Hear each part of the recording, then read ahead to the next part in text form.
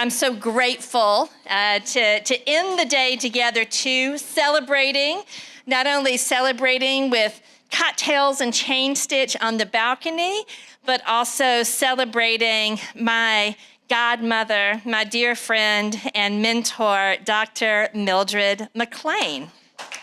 Yes, ma'am. Yes, ma'am. And I have to acknowledge, like when Rudy walked in this morning, Rudy's actually responsible for introducing us. I don't even know him, like not that long ago, but at an event in Atlanta, Georgia. So thank you very much, Rudy, for introducing me to my godmother. So I am very not just grateful, I am thrilled to announce how Groundswell will be honoring Dr. McClain as the founder and executive director of the Harambee House, but as a mother of the environmental justice movement. Yes, ma'am, a mother of the environmental justice movement. But in Dr. McClain's honor, Groundswell is creating the Bahati Fellowship for Distinguished Movement Elders. Yes, ma'am. So Dr. McClain will bless us all with a few words. Yes, ma'am. With as many words as you want to say.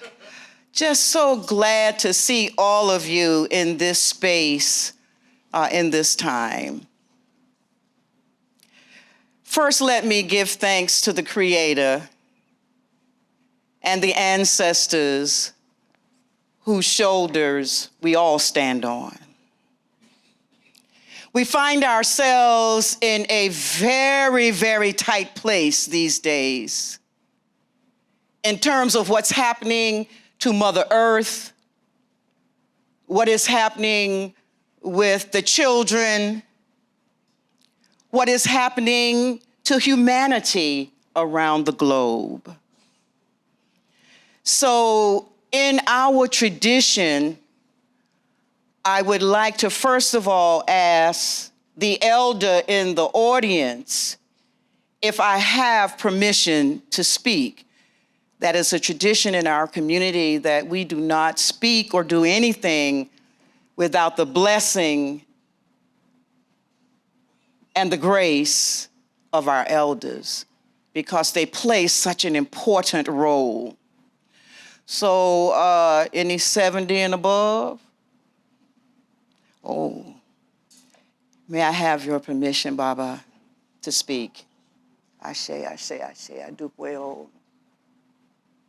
So if you don't mind, some people call me a bootleg preacher. I don't know where they got that from, but I'd just like to open with just a little short prayer, if you don't mind. And if you ain't spiritual or whatever, you know, close your eyes and do some traveling and then join us back when I'm finished. But I'd just like to, on behalf of humanity, I want to thank the Creator for allowing us one more day in this realm. Thank you for all of the hard workers in this room and all of the communities they represent. Continue to guide us, to show us the way. For it is said, he that dwelleth in the secret place of the Most High, that will always be protected. So I'm asking the Creator to protect all of those who have been disenfranchised, all of the descendants of the enslaved people, the enslavers, all of those people who are working so diligent to save Mother Earth, because without her, we have nothing. Bless all of the organizers of this event. Bless the leadership of Groundswell and their vision.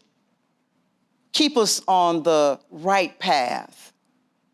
And when our work is done and finished on this side of life, give us a home in that paradise that we have been promised. and allow us to hear those words, well done, my good and faithful servant, well done.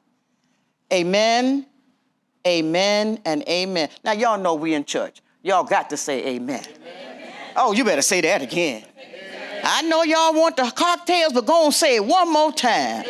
Amen, amen, amen. Sister Michelle asked me to share with you why is it important to honor our elders. What is the role that they play? We must honor them because they done paid the dues, paved the way, stood in the gap, and they have become the subject matter experts. There ain't hardly nothing you can't go to them and ask them about that they ain't got one or two things to say about. And in this environmental justice movement, I've been in the movement for justice for 61 years, starting when I was 13, 12, I think, one of them. And I've never looked back. And it has been the most blessed journey I could have ever thought about, especially because this carcass, this body has suffered from so many health effects from being polluted and exposed to stuff I can't even pronounce. So I'm still here, and I'm still kicking, as my mother would say, just not as high, but I'm still kicking. I'm still trying to make this, as Sister Diane said this morning, the century for justice. And that's not an easy task. This distinguished fellowship is going to be called Bahati, B-A-H-A-T-I, which comes from the language Kiswahili, which is spoken in East Africa. And I received that name when I first went there in 1974 from an elder.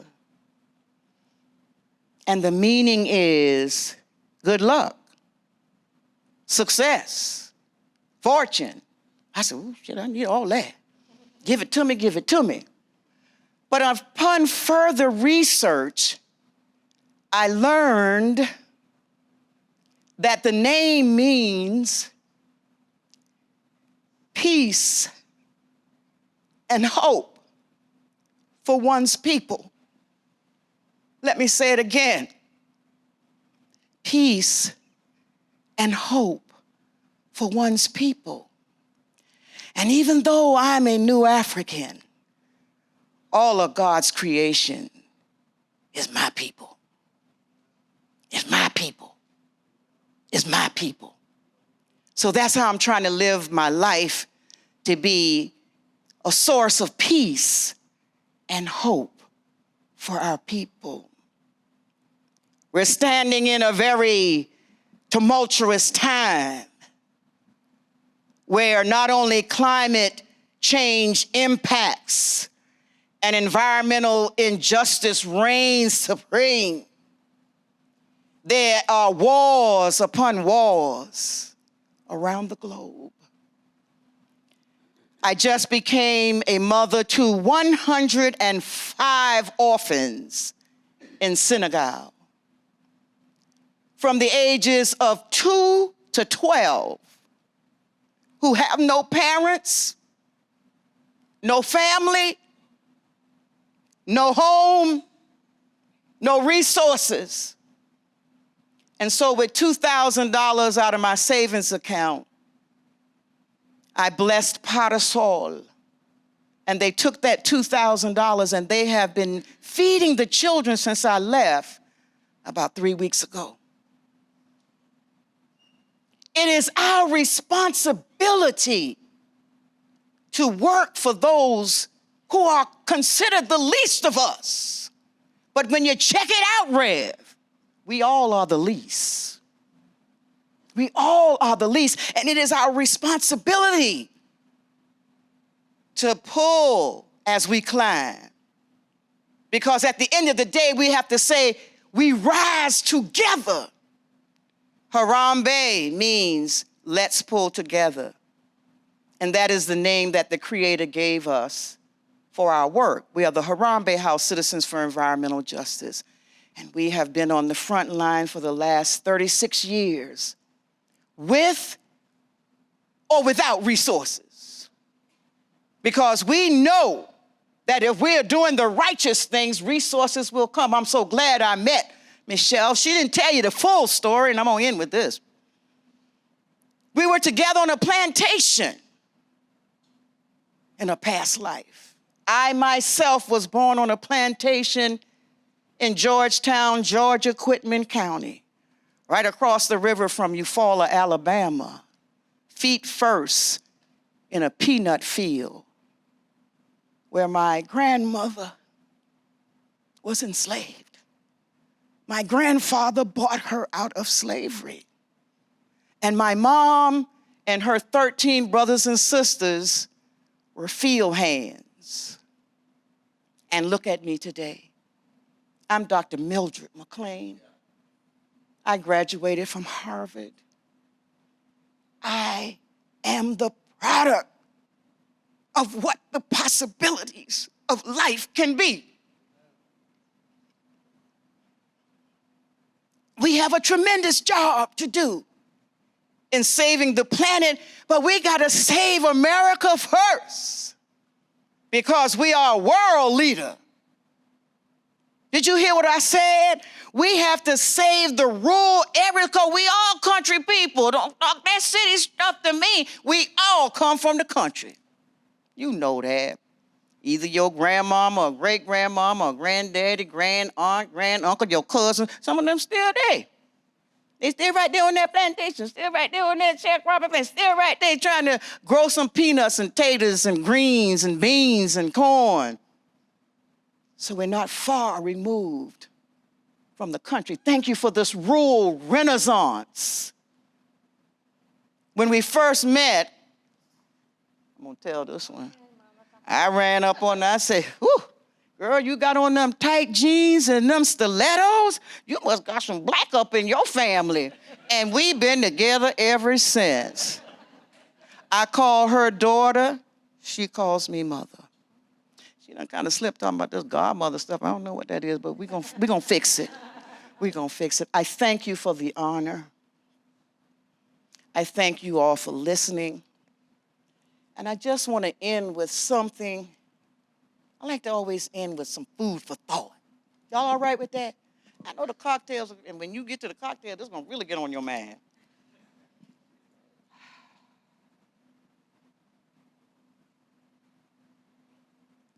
Several years now have passed since we were swept into the maelstrom of the pandemic syndemic, wherein we continue to confront and reckon with the loss and injustice, disease, and vulnerability within the intersections of COVID-19, civic trauma, and protests, and the climate crises. We are called, Rev, to mourn and to memorialize, to address the legacy and reality of injustice and inequality, and to find deeper meaning and purpose within pervasive uncertainty. We have an invitation to pause, to bear witness, to pay homage to our losses, our sacrifices, and indeed our trauma, while acknowledging how those histories shape the present moment. It is incumbent upon all of us to move forward to address a brand new world. There's a new world a-coming, Nina Simone said, and it's just around the bend. So take up your armor, whatever it is, and let us join hands to ensure that there's a brighter day for all children worldwide.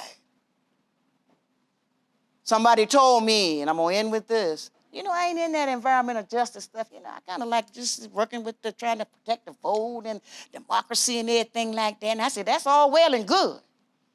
But check this out. You can have the right to vote, stand in the line and don't get no water, but if you ain't got no earth, where you gonna stand? Where you gonna vote? What you gonna vote for?